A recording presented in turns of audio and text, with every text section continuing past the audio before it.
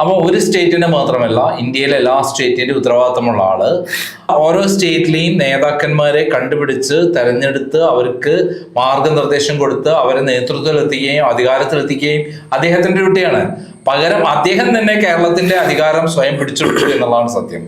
അദ്ദേഹം അങ്ങനെ പിടിച്ചെടുക്കാൻ പോണ്. രാഹുൽ ഗാന്ധി പറയണ്ടേ, നമ്മൾ അഖിലേന്ത്യാ സെക്രട്ടറിയും അഖിലേന്ത്യാ നേതാക്കന്മാരുമാണ്, AICCയുടെ വക്താക്കളാണ്.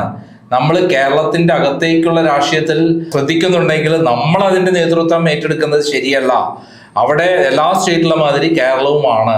അങ്ങനെയുള്ള സമയത്ത് അത് പറഞ്ഞ് മനസ്സിലാക്കേണ്ട രാഹുൽ ഗാന്ധി, KC വേണുഗോപാൽ ഇങ്ങനെ ഒരു കാര്യം പറഞ്ഞു വരുമ്പോൾ അപ്പോൾ തന്നെ ചെവിക്ക് പിടിച്ചു നുള്ളണ്ടേ? അങ്ങനെ പറയാൻ പാടില്ല. അത് നമ്മൾ ഓരോ സ്റ്റേറ്റിനോടും ചെയ്യുന്ന അനീതിയാണ്, അവിടെ പ്രവർത്തിച്ചവരോട് ചെയ്യുന്ന അനീതിയാണ്. അവിടെ ആരാണോ നേതൃത്വം കൊടുത്തത് അവരെ വേണം നമ്മൾ സപ്പോർട്ട് ചെയ്യേണ്ടത്. നമ്മൾ തന്നെ ആ സ്ഥാനം കയറിപ്പിടി അവിടെ അധികാരം കിട്ടുന്ന കാണപ്പോൾ അവിടെ ചാടി വീണ് നമ്മൾ തന്നെ ആ അധികാരം പിടിച്ചു വെച്ച് വാങ്ങുക എന്ന് പറയുന്നത് മര്യാദകേടാണ്. മാത്രമല്ല സദാചാര വിരുദ്ധ പ്രവൃത്തിയാണ്. നമ്മുടെ കോൺഗ്രസ് പ്രസ്ഥാനത്തിന് തന്നെ ഭയങ്കര തിരിച്ചടി കിട്ടുന്ന ഒരു കാര്യമാണ്. നമ്മുടെ നേതൃത്വത്തെ പോലും ചോദ്യം ചെയ്യപ്പെടുന്ന ഒരു കാര്യമാണ്.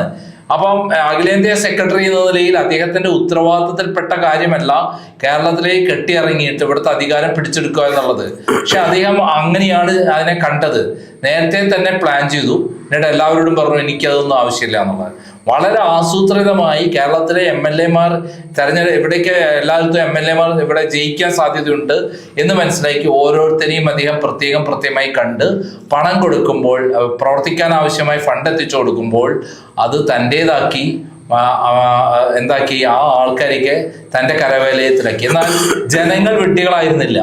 ഓരോ സ്ഥലത്തുമുള്ള ജനങ്ങൾക്ക് ഇന്നത്തെ കാലത്ത് കൃത്യമായിട്ട് അറിയാമായിരുന്നു കേരളത്തിൽ ഒരു നേതൃത്വമുണ്ട്, നേതാവ് ഉണ്ടായിരുന്നു. ആ നേതാവ് നയിക്കാൻ പറ്റുന്ന നേതാവാണ്, നിലപാടുള്ള നേതാവാണ്. അദ്ദേഹത്തിന്റെ കൃത്യമായ നിലപാടുകളും പ്രവർത്തന രീതിയും കൊണ്ടാണ് കേരളത്തെ ഇത്രയധികം ജനങ്ങളുടെ പിന്തുണ കിട്ടിയത്. ആ മറുഭാഗത്ത് ഒരു കള്ളനാണുള്ളത്, പെരുങ്കള്ളനാണുള്ളത്, മാഫിയ തലവനാണുള്ളത്. ആ മാഫിയ തലവൻ അപ്പുറം നിൽക്കുമ്പോൾ ഇപ്പുറത്തെ നേതൃത്വത്തിലുള്ളത് അതിന് വിരുദ്ധമായി ഇടതുപക്ഷ നിലപാടുള്ള, അതേപോലെ ജനങ്ങൾക്ക് വേണ്ടി പ്രവർത്തിക്കുന്ന, കൃത്യമായി വിഷനുള്ള ഒരാളാണ് നമ്മളെ നയിക്കുന്നത്. അത് കണ്ടിട്ട് വോട്ട് ചെയ്തുള്ള ആളുകളാണ് ഈ കേരളത്തിലെ ജനങ്ങൾ. അതുകൊണ്ടാണ് കേരളത്തിലെ ജനങ്ങൾ ആരും പറയാതെ തെരുവിലേക്ക് ഇറങ്ങുകയും അത് അക്രമാസക്തമാവുകയും ചെയ്തത്. അത് VD സതീശൻ എന്ന് പറയുന്ന നേതാവ് ഡൽഹിയിൽ നിന്ന് കൃത്യമായിട്ട് ഇത് പാടില്ല എന്ന് പറഞ്ഞത് കൊണ്ട് മാത്രമാണ്. അല്ലെങ്കിൽ ഇവിടെ എന്ത് പ്രശ്നം ഉണ്ടാവും എന്നാണ് കരുതിയത്?